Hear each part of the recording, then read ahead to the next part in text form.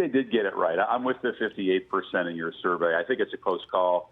If you're looking at best team, I'm not positive Washington would be Michigan on a neutral field, or Penn State for that matter. But I do think that all the talk about Penn State and the conference championship and all that stuff did miss the point that if you're looking at two lost teams, comparing them head-to-head, yeah, one won the division, but they also were blasted in Ann Arbor. And Penn State, even though it was a conference opener, they're a different team now. I get all that.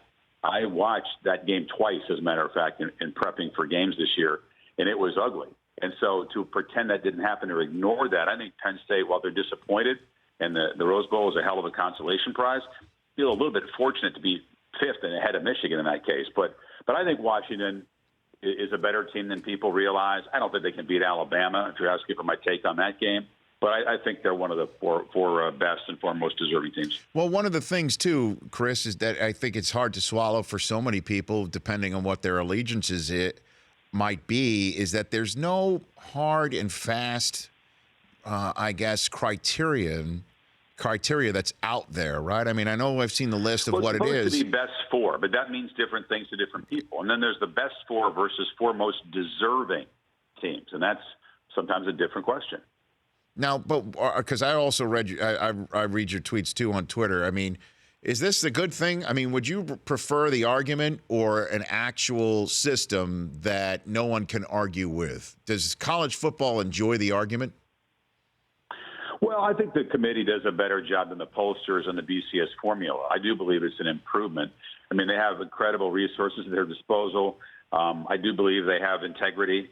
I don't think they bring bias into that room. And I think they've done a pretty decent job in the first 3 years. As it turned out, after all their comments that it was a tough, they had to ruminate down below, it was the same for the poll would have produced. It was basically the same form for that the BCS formula would have produced. You know, those computer rankings that fed into the BCS that got so much heat. I looked at 5 of them on Sunday. 3 of them had the same 4 teams, maybe a little bit different order. They flipped Ohio State and Clemson, as the polls did, but the same 4 teams. I don't think it was that difficult to choose. I think that when you look at it, the bigger issues going forward, is it bad for the sport to have Washington get in and, in effect, be rewarded for a ridiculous non-conference schedule that was done back when they were just trying to scrape together enough wins to get to any bowl game? And had the playoff was the last thing on their mind. The schedule is very poor. Oklahoma got punished for going 0-2 against 2 tough non-conference teams. If they didn't ever play Houston, if they played Rice or somebody and beat them, I think Oklahoma's in the playoff and not Washington. But they did schedule tough. They didn't play well against Ohio State. Buckeyes are in because they won that game. So if you don't think the regular season matters, the early season matchups, they do. I think they were decisive in this case. Well, and then in that case, then why would anybody schedule anybody difficult from now on? That's what those of us that love the sport worry about. And that's the one thing I mentioned on the show yesterday that was kind of the chilling side effect of these 4 being in there. I don't want athletic directors to schedule soft because they feel like this path of least resistance is okay.